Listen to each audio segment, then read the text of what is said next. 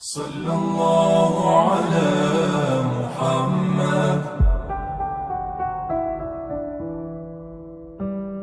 اللہ تعالیٰ نے انسان کو یاد کرایا ہے کہ تو نے عبادت اپنے رب کی کرنی ہے، اور فرمایا رب تمہارا وہ ہے جس نے تمہارے لیے زمین کو فرش بنایا ہے، آسمان کو چھت بنایا ہے، اور آسمان سے پانی برسا کے تو زمین سے پھل اگائے ہیں، رزق لکم، وہ بھی تیرے کھانے کے لیے اگائے ہیں۔ وہ جو آسمان سے بارش برسا کے زمین سے سبز اور پھل اگائے ہیں تو وہ بھی تیرے لیے۔ جب سارا کچھ تیرے لیے بنایا تو بھی تو عبادت کرنا اپنے رب کی، پھر کسی کو اس کا شریک نہ ٹھہرا۔ ایک چیلنج بھی کیا قرآن مجید نے اس رکوع کے اندر، کہا کرتے تھے مکے کے لوگ کہ آپ قرآن مجید کی آیتیں نبی کریم علیہ السلام سے کہا کرتے تھے کہ معاذ اللہ آپ خود بناتے ہیں، بنا کے لاتے ہیں۔ تو اللہ کریم نے فرمایا وَإِن كُنتُمْ فِي رَيْبٍ مِّمَّا نَزَّلْنَا عَلَىٰ عَبْدِنَا فَأْتُوا بِسُورَةٍ مِّن مِّثْلِهِ، اگر تمہیں شک ہو نا اس میں جو ہم نے بندہ خاص پہ نازل کیا ہے تو تم بھی اس جیسی ایک صورت بنا کے لاؤ۔ پڑھے لکھے تو تم بھی ہو نا، مکے میں تم بھی رہتے ہو، تو ایک صورت بنا کے لاؤ۔ قرآن مجید ہم سے چھینا گیا ہے سازش کے تحت، اس لیے کہ جس قوم کو قرآن آ جاتا ہے نا پھر کوئی کافر اس کا مقابلہ نہیں کر سکتا۔ دیکھیں نا، اگر کافروں کے پاس جواب ہوتا قرآن پاک کا تو بدر اور احد میں نا کوئی آیت بنا کے لاتے قرآن کے مقابلے کی، تلواریں لے کے نہ آتے، ان کے پاس جواب ہی نہیں تھا۔ اور قیامت تک کسی کافر کے پاس قرآن مجید کا کوئی جواب، قرآن کا کوئی جواب، قسم اللہ کی جواب کوئی نہیں، قرآن کا اس کا کوئی جواب نہیں۔ کیا بات ہے قرآن پاک کی۔ وہ ایک دفعہ مسلمہ کذاب بے ایمان کہنے لگا میں نے بنا لیا ہے قرآن پاک کا جواب، معاذ اللہ۔ جواب کیا بنایا؟ وہ سورت ہے نا القاریۃ ملقاریہ، وما ادراک ملقاریہ، کھڑکھڑانے والی کیا ہے، کھڑکھڑانے والی تمہیں کیا پتا کیا ہے کھڑکھڑی، قیامت کا ذکر ہے۔ کہنے لگا میں نے اس جیسی صورت بنا لیا، تو کیا بنایا؟ الفیل ملفیل، وما ادراک ملفیل۔ کہنے لگا ہاتھی، تمہیں کیا پتا کیا ہاتھی، تم کیا جانو کیا ہاتھی۔ تو پاس جو اس کے اپنے بیٹھے تھے نا چیلے، وہ کہنے لگے چپ کر جا، سارے زمانے کو پتا ہے ہاتھی کیا ہوتا ہے۔ تو پاگل ہے، اس کے دو کان ہوتے ہیں، ایک سونڈ ہوتی ہے، چار اس کے پیر ہوتے ہیں۔ بیوقوف آدمی، قرآن کا مقابلہ کرنا ہے تو کچھ چج کے ساتھ کر، پاگلوں کی طرح مقابلہ کرے گا، جوتے کھائے گا بھی ہمیں بھی پڑھوائے گا۔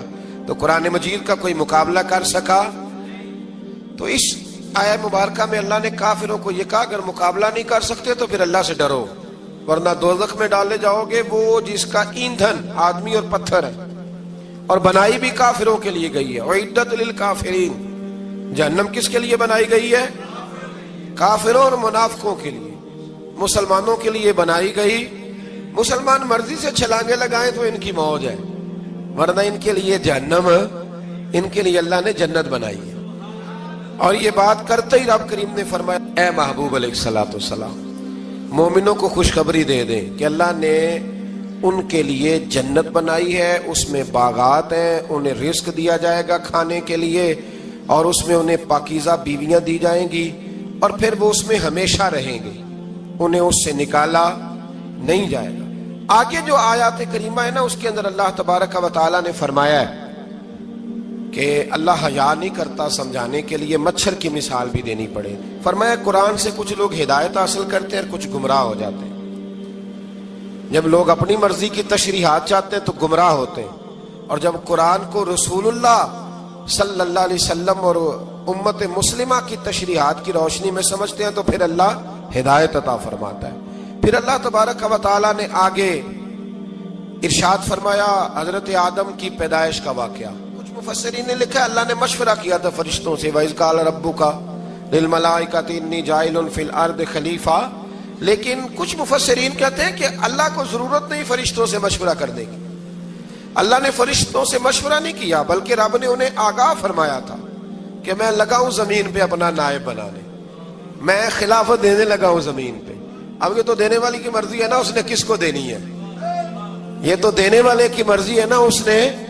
تو کچھ لوگ کہتے ہیں کہ دینے والے سے زیادہ ہمیں پتہ ہے، تو فرشتوں کو بھی یہ اجتہادی خطا ہو گئی، کہنے لگے یا اللہ اسے نہ بنانا، یہ فساد کرے گا، یہ خون ریزیاں کرے گا۔ تو اللہ نے فرمایا جو میں جانتا ہوں وہ تم، اللہ اکبر، امام راضی فرماتے ہیں جب رمضان آتا ہے تو اللہ فرشتوں سے کہتا ہے ذرا یہ کھول کے دروازے دیکھو نا یہ زمین پہ کیا کر رہے ہیں. تم تو کہتے تھے فساد کریں گے اور یہ سارے تراویحاں پڑھ رہے ہیں. تم تو گویا کہتے تھے فساد کریں گے اور یہ تو دیکھو گویا رمضان کے روزے رکھ رہے ہیں. یہ تو میری یاد میں نکلے ہوئے ہیں.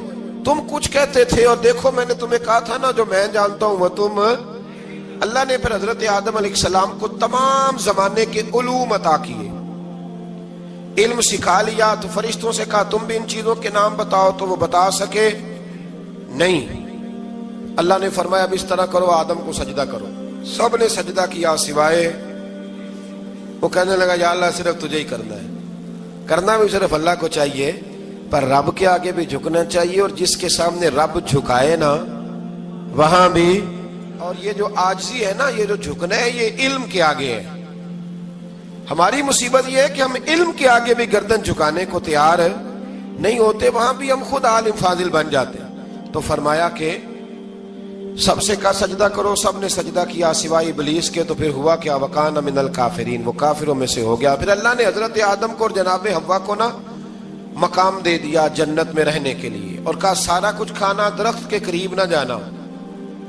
ابھی آپ کسی سے کہہ دیں تھوڑا سا کہ پیچھے نہ دیکھنا, یعنی اگر میری سمجھ لیں ادب کی وجہ سے کوئی 1.5-2 منٹ یا 6 منٹ نہیں بھی نہ دیکھے گا تو سوچے گا ضرور کہ پتہ نہیں اب پیچھے کیا ہے, مصیبت کیا ہے. یعنی آپ کہہ کے دیکھ لیں کسی کو, پیچھے نہ دیکھنا.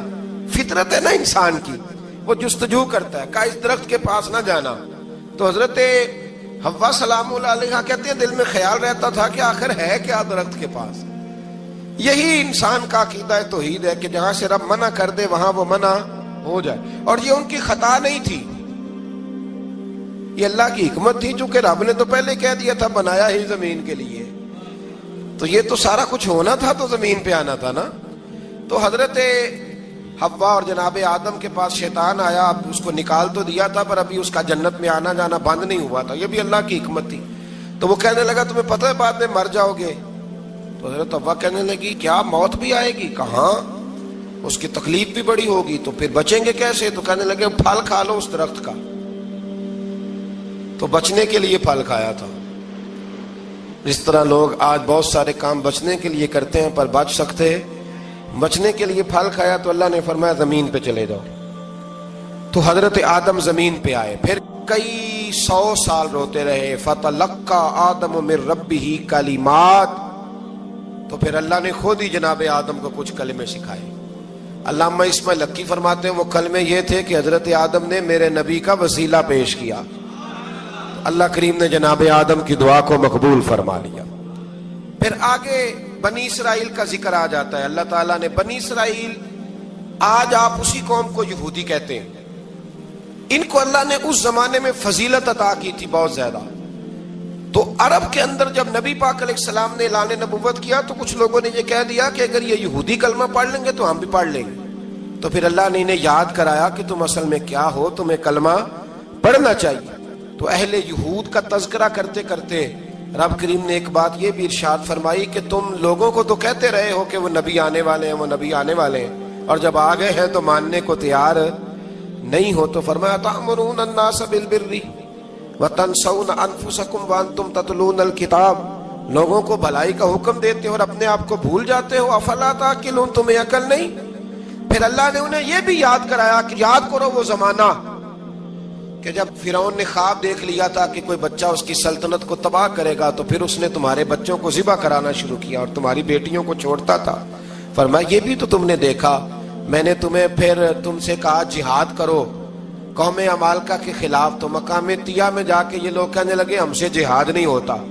اللہ نے انہیں ایک میدان میں قید کر دیا. بڑی دلچسپ بات, قید تو لوگ ہوتے ہیں نا چار دیواری میں, تو اللہ نے بنی اسرائیل والوں کو جب انہوں نے کہا ہم جہاد نہیں کریں گے تو اللہ نے میدان میں قید کر دیا.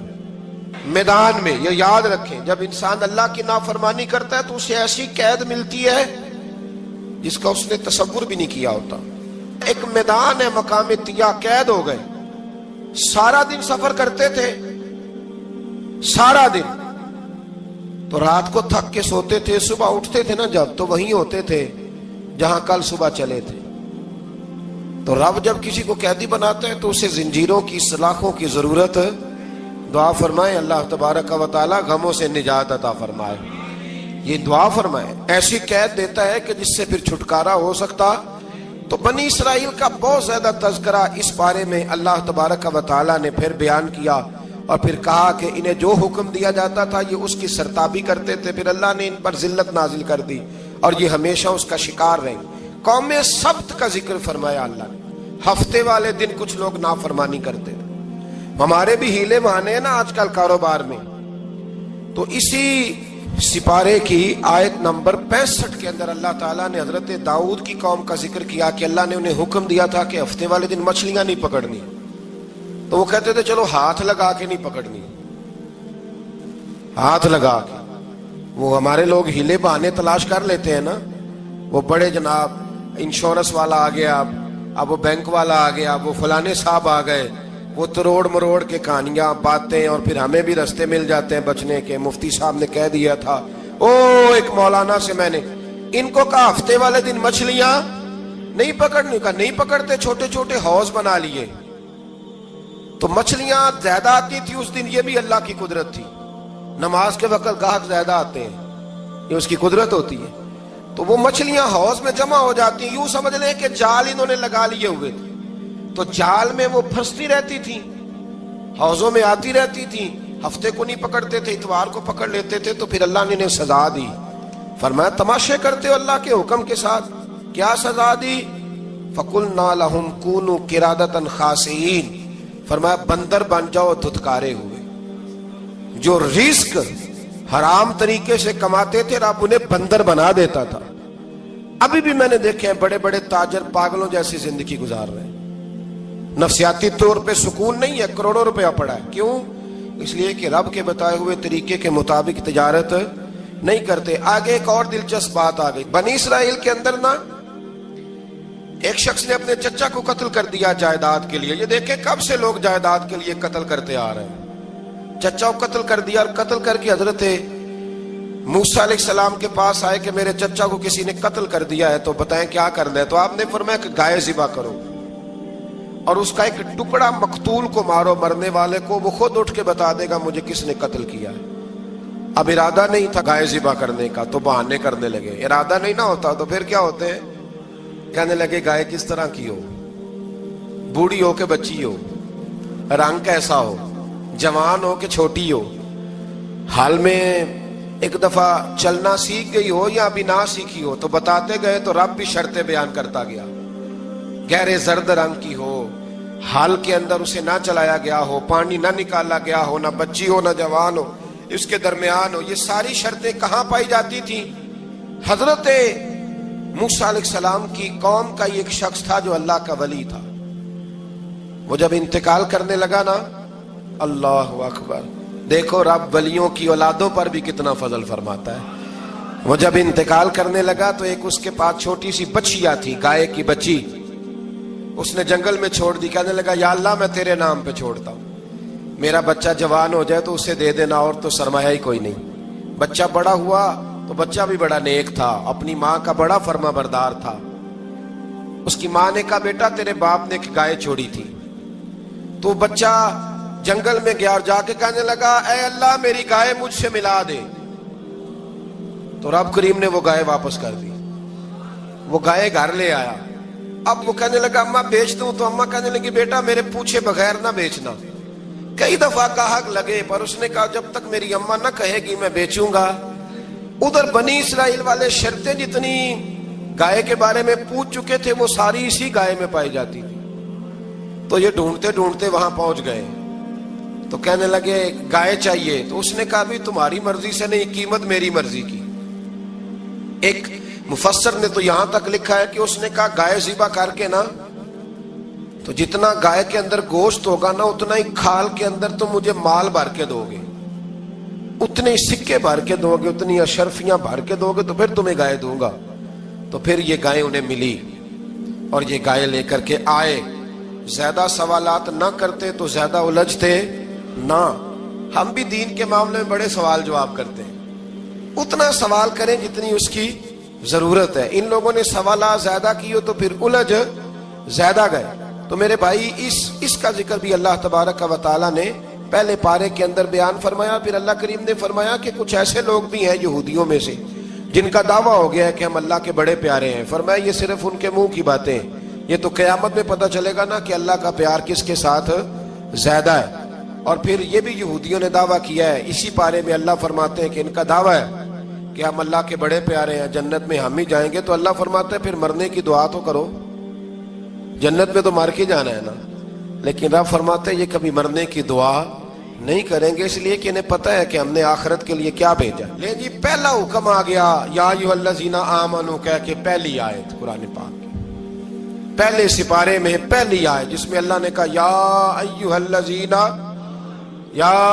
الذین آمنوا. تو پہلا حکم آمنوا کہہ کے آیت نمبر 104 میں جو اللہ نے حکم دیا ہے نا وہ نبی پاک کی تعظیم کا حکم ہے.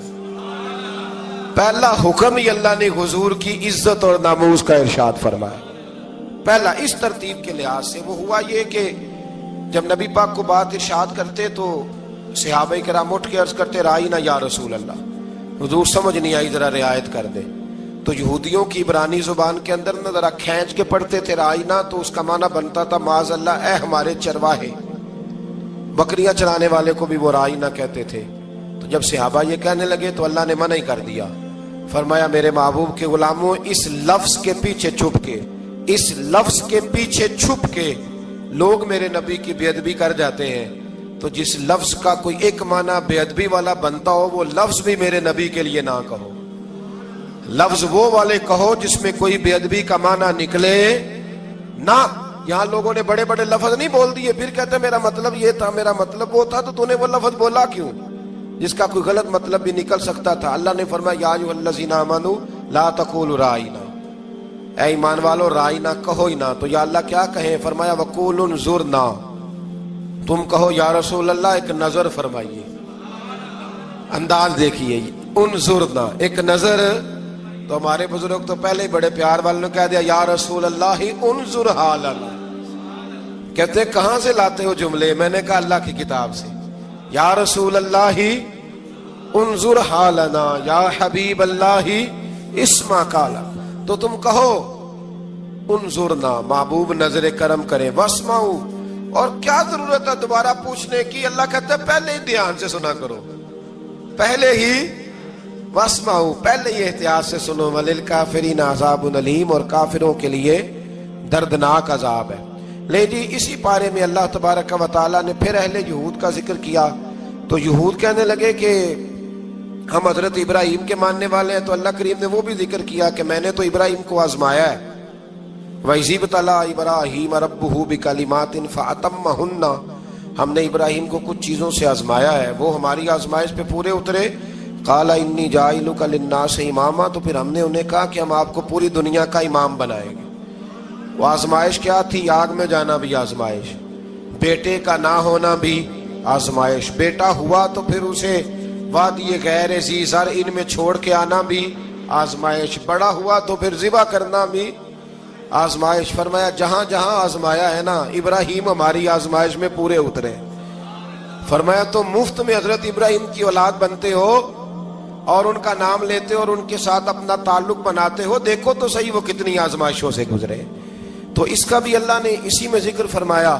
اور پھر وہ بات کرتے تھے حضرت یعقوب کی اور حضرت اسحاق کی. تو فرمایا وہ تو ہمارے اتنے خاص بندے تھے کہ وصال کا وقت بھی انہوں نے اپنی اولادوں کو نصیحت فرمائی تھی کہ اللہ کی توحید پہ قائم رہنا.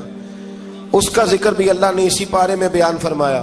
اور جو حضرت ابراہیم اور جناب اسماعیل نے کعبہ تعمیر کیا تو اس کا ذکر بھی اللہ تعالیٰ نے اسی پارے میں فرمایا. فرمایا جب وہ کعبہ بنا رہے تھے تو کہہ رہے تھے ربنا تقبل منا, کہہ رہے تھے اے اللہ بنا ہم نے دیا ہے پر مہربانی فرما ہم سے قبول فرما لے. تو جو آیہ کریمہ آخر میں عرض کرنا چاہتا ہوں اس پر بھی تھوڑی توجہ فرمائیں گے تو بات بڑی نکھر کے باہر آئے گی. یہ 16ویں رکوع کے اندر اللہ نے پھر یہود کا اور عیسائیت کا ذکر فرمایا. تو اللہ کریم نے ایک بات ارشاد فرمائی, یہودیوں کے ہاں جب کوئی بچہ پیدا ہوتا تھا پیلے رنگ کے ساتھ اس کو رنگتے تھے, یا کوئی خاص رنگ تھا ان کا. بچہ پیدا ہوتا تو اس پر وہ رنگ چڑھاتے ہیں کہ یہ جی ہمارے مذہب کا رنگ ہے. ہمارے ہاں بھی رسمیں ہیں نا اپنی اپنی، معاذ اللہ اپنی اپنی نہیں ہونی چاہیے، اللہ رسول کا حکم ہونا چاہیے. تو یہودیوں کے ہاں بچہ پیدا ہوتا تو ایک خاص رنگ چڑھاتے، عیسائیوں کے ہاں پیدا ہوتا تو وہ بھی ایک خاص رنگ چڑھاتے. تو مسلمانوں کے ہاں بچے پیدا ہوئے تو انہوں نے بھی توجہ کی کہ یہ کیا ہو رہا ہے، تو رب کریم نے فرمایا صبغۃ اللہ، رنگ اللہ کا ہی ہے. ومن احسن من اللہ صبغہ، اور فرمایا اللہ کے رنگ سے زیادہ خوبصورت کس کا رنگ ہو سکتا ہے. اللہ کا رنگ کیا ہے؟ لا الہ الا اللہ محمد الرسول اللہ صلی اللہ علیہ. فرمایا نیلے پیلے کالے رنگ نہ چڑھاؤ، اپنے ذہن پر توحید و رسالت کا رنگ چڑھاؤ. یہ سب سے بہترین رنگ ہے. اگر تمہارے ذہنوں پر رب رسول کی توحید کا رنگ چڑھ گیا تو یہ وہ والا رنگ ہے، پھر تمہیں کسی اور رنگ کی طرف جانے کی ضرورت نہیں پڑے گی.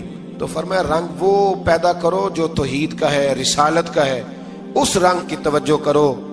قرآن مجید کے اس پارے میں اللہ کریم نے مختلف باتیں بیان کر کے آخری رکوع میں یہ جو رنگ کا ذکر فرمایا نا، تو یہ لگتا ہے پورے پارے کا خلاصہ ہے کہ رب کریم نے فرمایا اصل بات یہ ہے کہ تمہاری سوچوں پہ رب رسول کی توحید و رسالت کا رنگ ہونا چاہیے. ہر وقت بچہ پیدا ہو کو دنیا سے جائے تو رنگ کس کا ہونا چاہیے؟ اللہ رسول کے دین کا. اللہ تعالی ہمیں سمجھنے کی توفیق عطا فرمائے. آخر دعوانا ان الحمدللہ.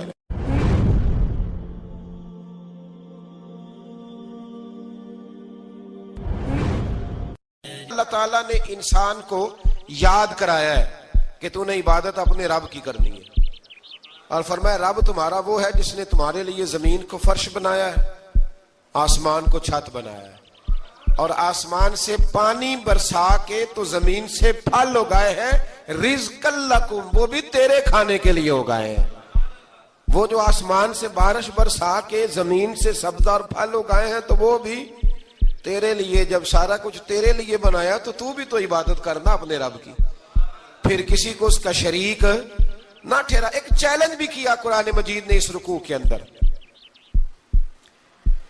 کہا کرتے تھے مکے کے لوگ کہ آپ قرآن مجید کی آیتیں نبی کریم علیہ السلام سے کہا کرتے تھے کہ معاذ اللہ آپ خود بناتے ہیں، بنا کے لاتے ہیں. تو اللہ کریم نے فرمایا وَإِن كُنتُمْ فِي رَيْبٍ مِّمَّا نَزَّلْنَا عَلَىٰ عَبْدِنَا فَأْتُوا بِسُورَةٍ مِّن مِّثْلِهِ، اگر تمہیں شک ہو نا اس میں جو ہم نے بندہ خاص پہ نازل کیا ہے تو تم بھی اس جیسی ایک صورت بنا کے لاؤ. پڑھے لکھے تو تم بھی ہو نا، مکے میں تم بھی رہتے ہو، تو ایک صورت بنا کے لاؤ. قرآن مجید ہم سے چھینا گیا ہے سازش کے تحت، اس لیے کہ جس قوم کو قرآن آ جاتا ہے نا پھر کوئی کافر اس کا مقابلہ نہیں کر سکتا. دیکھیں نا اگر کافروں کے پاس جواب ہوتا قرآن پاک کا تو بدر اور احد میں نا کوئی آیت بنا کے لاتے قرآن کے مقابلے کی، تلواریں لے کے نہ آتے. ان کے پاس جواب ہی نہیں تھا، اور قیامت تک کسی کافر کے پاس قرآن مجید کا کوئی جواب، قرآن کا کوئی جواب، قسم اللہ کی جواب کوئی نہیں قرآن کا، اس کا کوئی جواب نہیں. کیا بات ہے قرآن پاک کی. وہ ایک دفعہ مسلمہ کذاب بے ایمان کہنے لگا میں نے بنا لیا ہے قرآن پاک کا جواب. معاذ اللہ. جواب کیا بنایا؟ وہ صورت ہے نا القاریۃ ملقاریہ، وما ادراک ملقاریہ، کھڑکھڑانے والی. کیا ہے کھڑکھڑانے والی؟ تمہیں کیا پتا کیا ہے کھڑکھڑی؟ قیامت کا ذکر ہے. کہنے لگا میں نے اس جیسی صورت بنا لیا. تو کیا بنایا؟ الفیل ملفیل، وما ادراک ملفیل. کہنے لگا ہاتھی، تمہیں کیا پتا کیا ہاتھی، تم کیا جانو کیا ہاتھی. تو پاس جو اس کے اپنے بیٹھے تھے نا چیلے، وہ کہنے لگے چپ کر جا، سارے زمانے کو پتا ہے ہاتھی کیا ہوتا ہے. تو پاگل ہے، اس کے دو کان ہوتے ہیں، ایک سونڈ ہوتی ہے، چار اس کے پیر ہوتے ہیں. بیوقوف آدمی، قرآن کا مقابلہ کرنا ہے تو کچھ چج کے ساتھ کر. پاگلوں کی طرح مقابلہ کرے گا، جوتے کھائے گا بھی، ہمیں بھی پڑھوائے گا. تو قرآن مجید کا کوئی مقابلہ کر سکا؟ تو اس آیہ مبارکہ میں اللہ نے کافروں کو یہ کہا اگر مقابلہ نہیں کر سکتے تو پھر اللہ سے ڈرو، ورنہ دوزخ میں ڈالے جاؤ گے. وہ جس کا ایندھن آدمی اور پتھر ہے، اور بنائی بھی کافروں کے لیے گئی ہے. اعدت للکافرین، جہنم کس کے لیے بنائی گئی ہے؟ کافروں اور منافقوں کے لیے. مسلمانوں کے لیے بنائی گئی. مسلمان مرضی سے چھلانگے لگائیں تو ان کی موج ہے، ورنہ ان کے لیے جہنم، ان کے لیے اللہ نے جنت بنائی ہے. اور یہ بات کرتے ہی رب کریم نے فرمایا اے محبوب علیہ الصلوۃ والسلام مومنوں کو خوشخبری دے دیں کہ اللہ نے ان کے لیے جنت بنائی ہے، اس میں باغات ہیں، انہیں رزق دیا جائے گا کھانے کے لیے، اور اس میں انہیں پاکیزہ بیویاں دی جائیں گی، اور پھر وہ اس میں ہمیشہ رہیں گے، انہیں اس سے نکالا نہیں جائے گا۔ آگے جو آیات کریمہ ہے نا، اس کے اندر اللہ تبارک و تعالیٰ نے فرمایا ہے کہ اللہ حیا نہیں کرتا سمجھانے کے لیے مچھر کی مثال بھی دینی پڑے۔ فرمایا قرآن سے کچھ لوگ ہدایت حاصل کرتے ہیں اور کچھ گمراہ ہو جاتے ہیں۔ جب لوگ اپنی مرضی کی تشریحات چاہتے ہیں تو گمراہ ہوتے ہیں، اور جب قرآن کو رسول اللہ صلی اللہ علیہ وسلم اور امت مسلمہ کی تشریحات کی روشنی میں سمجھتے ہیں تو پھر اللہ ہدایت عطا فرماتا ہے۔ پھر اللہ تبارک و تعالیٰ نے آگے ارشاد فرمایا حضرت آدم کی پیدائش کا واقعہ۔ کچھ مفسرین نے لکھا اللہ نے مشورہ کیا تھا فرشتوں سے، وَإِذْ قَالَ رَبُّكَ لِلْمَلَائِكَةِ إِنِّي جَاعِلٌ فِي الْأَرْضِ خَلِيفَةً، لیکن کچھ مفسرین کہتے ہیں کہ اللہ کو ضرورت نہیں فرشتوں سے مشورہ کرنے کی، اللہ نے فرشتوں سے مشورہ نہیں کیا، بلکہ رب نے انہیں آگاہ فرمایا تھا کہ میں لگا ہوں زمین پہ اپنا نائب بنانے، میں خلافت دینے لگا ہوں زمین پہ۔ اب یہ تو دینے والی کی مرضی ہے نا اس نے کس کو دینی ہے، یہ تو دینے والے کی مرضی ہے نا اس نے۔ تو کچھ لوگ کہتے ہیں کہ دینے والے سے زیادہ ہمیں پتہ ہے، تو فرشتوں کو بھی یہ اجتہادی خطا ہو گئی، کہنے لگے یا اللہ اسے نہ بنانا، یہ فساد کرے گا، یہ خون ریزیاں کرے گا۔ تو اللہ نے فرمایا جو میں جانتا ہوں وہ تم، اللہ اکبر۔ امام راضی فرماتے جب رمضان آتا ہے تو اللہ فرشتوں سے کہتا ہے ذرا یہ کھول کے دروازے دیکھو نا یہ زمین پہ کیا کر رہے ہیں، تم تو کہتے تھے فساد کریں گے اور یہ سارے تراویحیں پڑھ رہے ہیں، تم تو گویا کہتے تھے فساد کریں گے اور یہ تو دیکھو گویا رمضان کے روزے رکھ رہے ہیں، یہ تو میری یاد میں نکلے ہوئے ہیں۔ تم کچھ کہتے تھے اور دیکھو میں نے تمہیں کہا تھا نا جو میں جانتا ہوں وہ تم۔ اللہ نے پھر حضرت آدم علیہ السلام کو تمام زمانے کے علوم عطا کیے، علم سکھا لیا۔ تو فرشتوں سے کہا تم بھی ان چیزوں کے نام بتاؤ، تو وہ بتا سکے نہیں۔ اللہ نے فرمایا اب اس طرح کرو آدم کو سجدہ کرو، سب نے سجدہ کیا سوائے وہ، کہنے لگا یا اللہ صرف تجھے ہی کرنا ہے، کرنا بھی صرف اللہ کو چاہیے، پر رب کے آگے بھی جھکنا چاہیے، اور جس کے سامنے رب جھکائے نا وہاں بھی۔ اور یہ جو عاجزی ہے نا، یہ جو جھکنا ہے، یہ علم کے آگے ہے۔ ہماری مصیبت یہ ہے کہ ہم علم کے آگے بھی گردن جھکانے کو تیار نہیں ہوتے، وہاں بھی ہم خود عالم فاضل بن جاتے ہیں۔ تو فرمایا کہ سب سے کہا سجدہ کرو، سب نے سجدہ کیا سوائے ابلیس کے۔ تو پھر ہوا کیا وَكَانَ مِنَ الْكَافِرِينَ، وہ کافروں میں سے ہو گیا۔ پھر اللہ نے حضرت آدم کو اور جناب حوا کو نا مقام دے دیا جنت میں رہنے کے لیے، اور کہا سارا کچھ کھانا، درخت کے قریب نہ جانا۔ ابھی آپ کسی سے کہہ دیں تھوڑا سا کہ پیچھے نہ دیکھنا، یعنی اگر میری سمجھ لیں ادب کی وجہ سے کوئی 1.5 منٹ یا 6 منٹ نہیں بھی نہ دیکھے گا تو سوچے گا ضرور کہ پتہ نہیں اب پیچھے کیا ہے، مصیبت کیا ہے۔ یعنی آپ کہہ کے دیکھ لیں کسی کو، پیچھے نہ دیکھنا، فطرت ہے نا انسان کی، وہ جستجو کرتا ہے، کہا اس درخت کے پاس نہ جانا۔ تو حضرت حوا سلام اللہ علیہ کہتے ہیں دل میں خیال رہتا تھا کہ آخر ہے کیا درخت کے پاس۔ یہی انسان کا عقیدہ توحید ہے کہ جہاں سے رب منع کر دے وہاں وہ منع ہو جائے، اور یہ ان کی خطا نہیں تھی، یہ اللہ کی حکمت تھی، چونکہ رب نے تو پہلے کہہ دیا تھا بنایا ہی زمین کے لیے، تو یہ تو سارا کچھ ہونا تھا تو زمین پہ آنا تھا نا۔ تو حضرت حوا اور جناب آدم کے پاس شیطان آیا، اب اس کو نکال تو دیا تھا پر ابھی اس کا جنت میں آنا جانا بند نہیں ہوا تھا، یہ بھی اللہ کی حکمت تھی۔ تو وہ کہنے لگا تمہیں پتہ ہے بعد میں مر جاؤ گے؟ تو حضرت حوا کہنے لگی کیا موت بھی آئے گی؟ کہاں، اس کی تکلیف بھی بڑی ہوگی، تو پھر بچیں گے کیسے؟ تو کہنے لگے پھل کھا لو اس درخت کا۔ تو بچنے کے لیے پھل کھایا تھا۔ جس طرح لوگ آج بہت سارے کام بچنے کے لیے کرتے ہیں پر بچ سکتے، بچنے کے لیے پھل کھایا، تو اللہ نے فرمایا زمین پہ چلے جاؤ۔ تو حضرت آدم زمین پہ آئے، پھر کئی 100 سال روتے رہے۔ فَتَلَقَّى آدَمُ مِن رَبِّهِ کَلِمَاتٍ، تو پھر اللہ نے خود ہی جناب آدم کو کچھ کلمے سکھائے۔ علامہ اسماعیل لکی فرماتے ہیں وہ کلمے یہ تھے کہ حضرت آدم نے میرے نبی کا وسیلہ پیش کیا، تو اللہ کریم نے جناب آدم کی دعا کو مقبول فرما لیا۔ پھر آگے بنی اسرائیل کا ذکر آ جاتا ہے۔ اللہ تعالیٰ نے بنی اسرائیل، آج آپ اسی قوم کو یہودی کہتے ہیں، ان کو اللہ نے اس زمانے میں فضیلت عطا کی تھی بہت زیادہ۔ تو عرب کے اندر جب نبی پاک علیہ السلام نے اعلان نبوت کیا تو کچھ لوگوں نے یہ کہہ دیا کہ اگر یہ یہودی کلمہ پڑھ لیں گے تو ہم بھی پڑھ لیں گے. تو پھر اللہ نے انہیں یاد کرایا کہ تم اصل میں کیا ہو, تمہیں کلمہ پڑھنا چاہیے. تو اہل یہود کا تذکرہ کرتے کرتے رب کریم نے ایک بات یہ بھی ارشاد فرمائی کہ تم لوگوں کو تو کہتے رہے ہو کہ وہ نبی آنے والے ہیں, وہ نبی آنے والے ہیں, اور جب آ گئے ہیں تو ماننے کو تیار نہیں ہو. تو فرمایا تأمرون الناس بالبر وتنسون انفسکم وانتم تتلون الکتاب, لوگوں کو بھلائی کا حکم دیتے ہو اور اپنے آپ کو بھول جاتے ہو. افلا تعقلون, تمہیں عقل نہیں؟ پھر اللہ نے انہیں یہ بھی یاد کرایا کہ یاد کرو وہ زمانہ کہ جب فرعون نے خواب دیکھ لیا تھا کہ کوئی بچہ اس کی سلطنت کو تباہ کرے گا, تو پھر اس نے تمہارے بچوں کو ذبح کرانا شروع کیا اور تمہاری بیٹیوں کو چھوڑتا تھا. فرمایا یہ بھی تو تم نے دیکھا, میں نے تمہیں پھر تم سے کہا جہاد کرو قوم عمالقہ کے خلاف, تو مقام طیہ میں جا کے یہ لوگ کہنے لگے ہم سے جہاد نہیں ہوتا.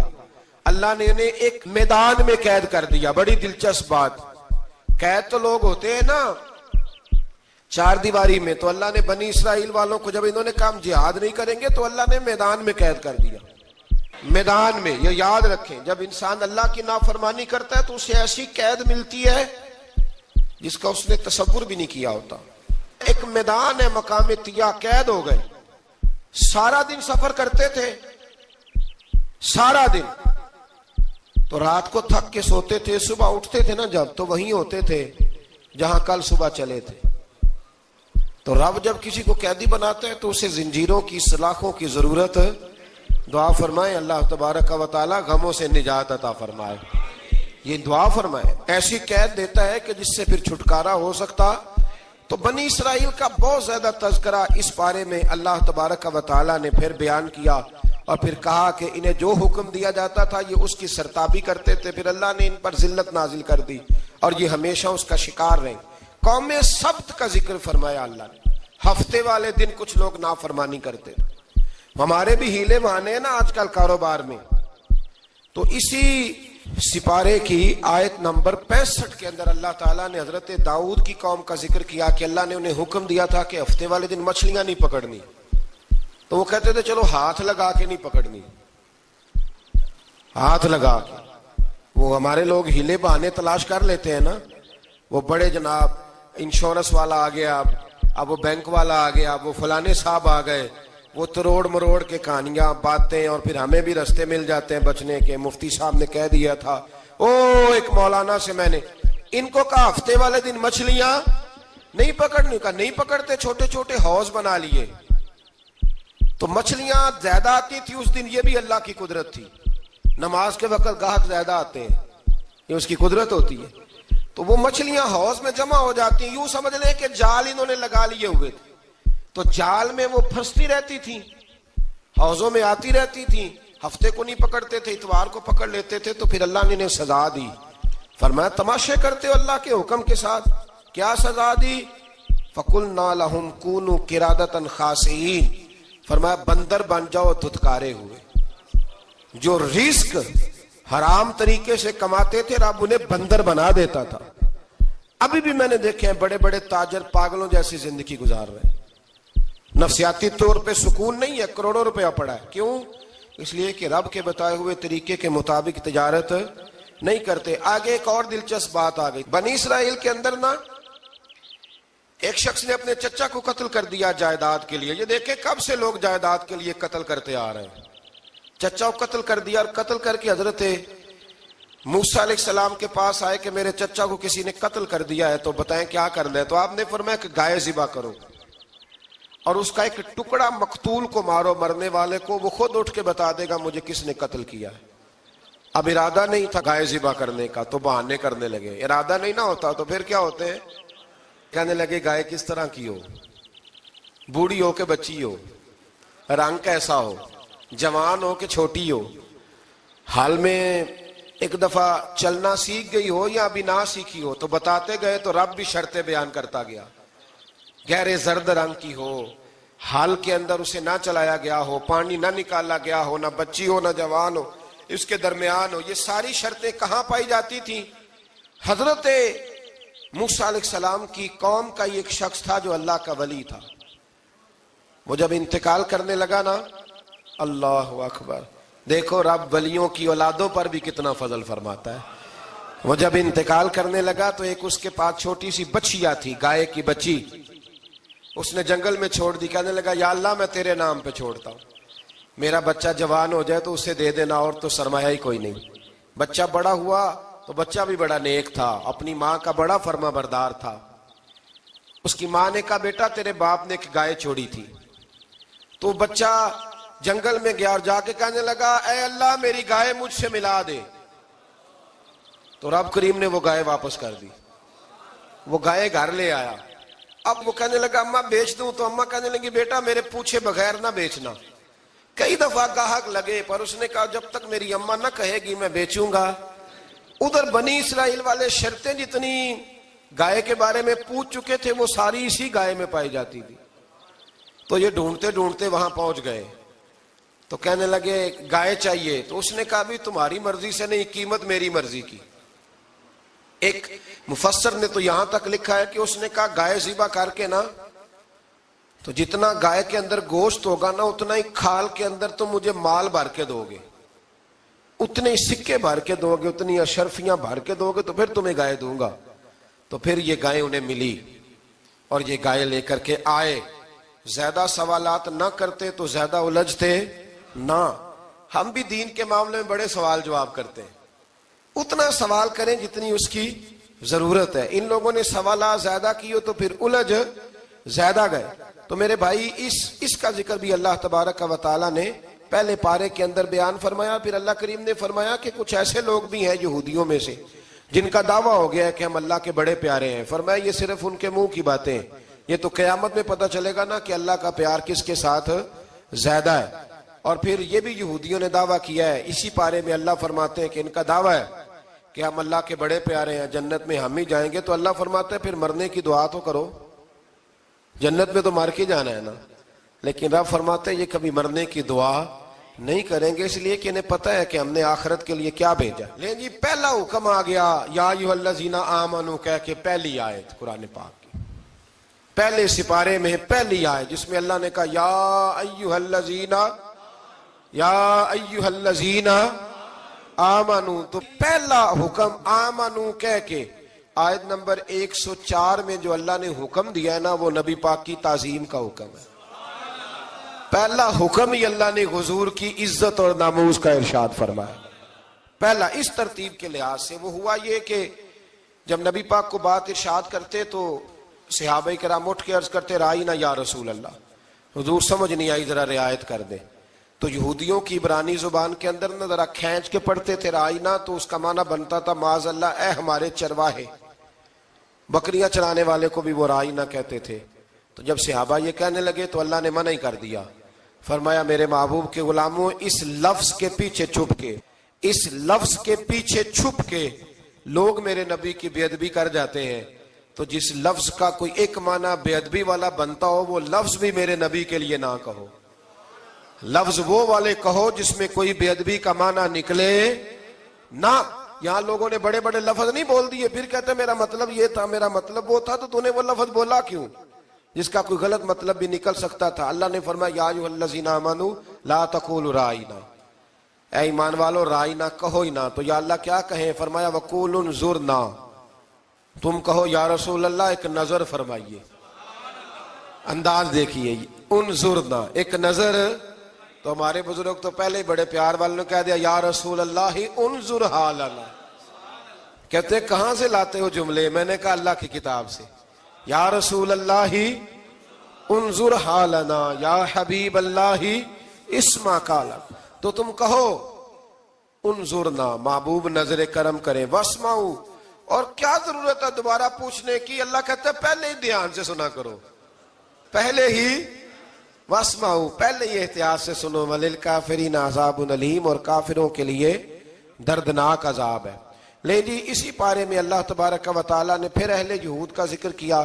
تو یہود کہنے لگے کہ ہم حضرت ابراہیم کے ماننے والے ہیں. تو اللہ کریم نے وہ بھی ذکر کیا کہ میں نے تو ابراہیم کو آزمایا ہے. وَإِذِ ابْتَلَىٰ إِبْرَاهِيمَ رَبُّهُ بِكَلِمَاتٍ فَأَتَمَّهُنَّ، ہم نے ابراہیم کو کچھ چیزوں سے آزمایا ہے، وہ ہماری آزمائش پہ پورے اترے قال انی جاعلک للناس اماما، تو پھر ہم نے انہیں کہا کہ ہم آپ کو پوری دنیا کا امام بنائیں گے۔ وہ آزمائش کیا تھی؟ آگ میں جانا بھی آزمائش، بیٹے کا نہ ہونا بھی آزمائش، بیٹا ہوا تو پھر اسے وادی غیر ذی زرع ان میں چھوڑ کے آنا بھی آزمائش، بڑا ہوا تو پھر ذبح کرنا بھی آزمائش۔ فرمایا جہاں جہاں آزمایا ہے نا، ابراہیم ہماری آزمائش میں پورے اترے۔ فرمایا تو مفت میں حضرت ابراہیم کی اولاد بنتے ہو اور ان کا نام لیتے اور ان کے ساتھ اپنا تعلق بناتے ہو، دیکھو تو صحیح وہ کتنی آزمائشوں سے گزرے۔ تو اس کا بھی اللہ نے اسی میں ذکر فرمایا۔ اور پھر وہ بات کرتے تھے حضرت یعقوب کی اور حضرت اسحاق کی، تو فرمایا وہ تو ہمارے اتنے خاص بندے تھے کہ وصال کے وقت بھی انہوں نے اپنی اولادوں کو نصیحت فرمائی تھی کہ اللہ کی توحید پہ قائم رہنا۔ اس کا ذکر بھی اللہ نے اسی پارے میں بیان فرمایا۔ اور جو حضرت ابراہیم اور جناب اسماعیل نے کعبہ تعمیر کیا تو اس کا ذکر بھی اللہ تعالیٰ نے اسی پارے میں فرمایا۔ اور فرمایا جب وہ کعبہ بنا رہے تھے تو کہہ رہے تھے ربنا تقبل منا، کہہ رہے تھے اے اللہ بنا ہم نے دیا ہے پر مہربانی فرما ہم سے قبول فرما لے۔ تو جو آیہ کریمہ آخر میں عرض کرنا چاہتا ہوں اس پر بھی تھوڑی توجہ فرمائیں گے تو بات بڑی نکھر کے باہر آئے گی۔ یہ 16ویں رکوع کے اندر اللہ نے پھر یہود کا اور عیسائیت کا ذکر فرمایا تو اللہ کریم نے ایک بات ارشاد فرمائی۔ یہودیوں کے ہاں جب کوئی بچہ پیدا ہوتا تھا پیلے رنگ کے ساتھ اس کو رنگتے تھے، یا کوئی خاص رنگ تھا ان کا، بچہ پیدا ہوتا تو اس پر وہ رنگ چڑھاتے کہ یہ جی ہمارے مذہب کا رنگ ہے۔ ہمارے ہاں بھی رسمیں ہیں نا اپنی اپنی، معاذ اللہ اپنی اپنی نہیں ہونی چاہیے، اللہ رسول کا حکم ہونا چاہیے۔ تو یہودیوں کے ہاں بچہ پیدا ہوتا تو ایک خاص رنگ چڑھاتے، عیسائیوں کے ہاں پیدا ہوتا تو وہ بھی ایک خاص رنگ چڑھاتے۔ تو مسلمانوں کے ہاں بچے پیدا ہوئے تو انہوں نے بھی توجہ کی کہ یہ کیا ہو رہا ہے، تو رب کریم نے فرمایا صبغۃ اللہ، رنگ اللہ کا ہی ہے۔ ومن احسن من اللہ صبغہ، اور فرمایا اللہ کے رنگ سے زیادہ خوبصورت کس کا رنگ ہو سکتا ہے؟ اللہ کا رنگ کیا ہے؟ لا الہ الا اللہ محمد الرسول اللہ صلی اللہ علیہ۔ فرمایا نیلے پیلے کالے رنگ نہ چڑھاؤ، اپنے ذہن پر توحید و رسالت کا رنگ چڑھاؤ، یہ سب سے بہترین رنگ ہے۔ اگر تمہارے ذہنوں پر رب رسول کی توحید کا رنگ چڑھ گیا تو یہ وہ والا رنگ ہے، پھر تمہیں کسی اور رنگ کی طرف جانے کی ضرورت نہیں پڑے گی۔ تو فرمایا رنگ وہ پیدا کرو جو توحید کا ہے، رسالت کا ہے، اس رنگ کی توجہ کرو۔ قرآن مجید کے اس پارے میں اللہ کریم نے مختلف باتیں بیان کر کے آخری رکوع میں یہ جو رنگ کا ذکر فرمایا نا، تو یہ لگتا ہے پورے پارے کا خلاصہ ہے کہ رب کریم نے فرمایا اصل بات یہ ہے کہ تمہاری سوچوں پہ رب رسول کی توحید و رسالت کا رنگ ہونا چاہیے۔ ہر وقت بچہ پیدا ہو، کوئی دنیا سے جائے تو رنگ کس کا ہونا چاہیے؟ اللہ رسول کے دین کا۔ اللہ تعالی ہمیں سمجھنے کی توفیق عطا فرمائے۔ آخر دعوانا ان الحمدللہ۔ صلی اللہ علی محمد۔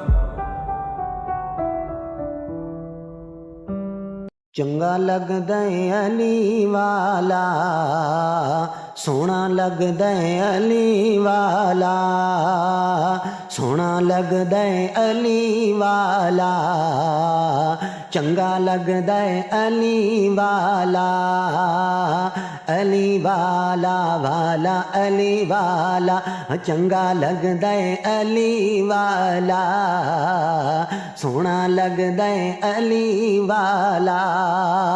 کسے بھی میدان چو، کسے بھی میدان چو، سن لے سن لے سن لے، نہیں بھجدا علی والا، نہیں بھجدا علی والا۔ صلی اللہ علی